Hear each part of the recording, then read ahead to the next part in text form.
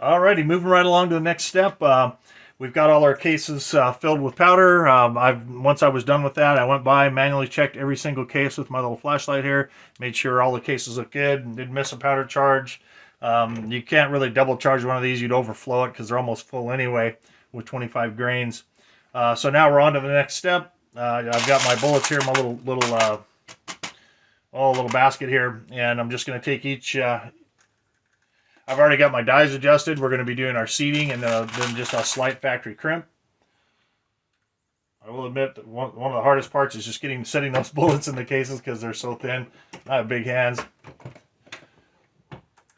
I move this back for the next one.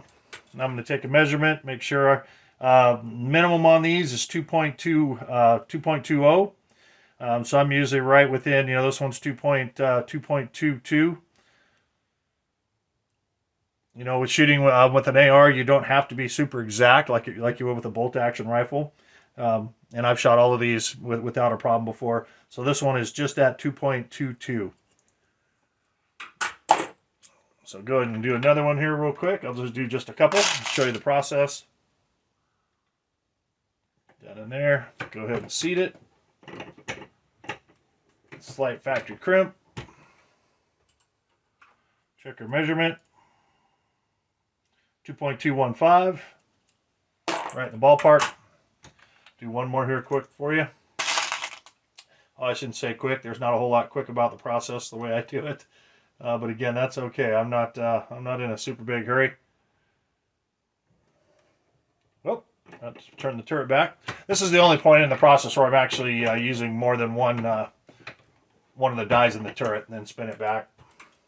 And like I said, once you get going and get a rhythm, it's pretty easy to stick with it. So 2.219, so we're good there. So I'm going to go through and get all these, seated and get the completed rounds done. And then the last step I do, I run every one back through a case gauge, 223 case gauge, just to make sure they're still fitting real nice. And then I'll put them in whatever container I'm going to put them in for storage after that. Write up a tag with the date, the load, everything, all the load details. So these are all looking real good. Oops, I guess I should be doing that on screen instead of over here on the side. So yeah, these are all real nice. And that is it. And that is the end process for how I do 223. Feel free to leave some comments. Please keep them civil. I know I still consider myself a beginning reloader even after 2 years.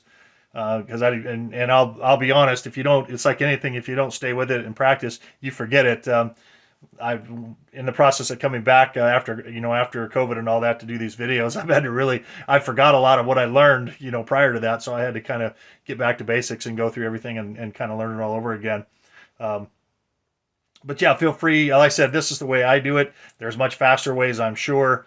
I did this differently when I first started. I started with straight case with 45, moved up to 357 and 38 specials, and then even started. I didn't think I'd ever need to load 9mm because it was so cheap. Well, of course that changed, and so I started load 9 as well.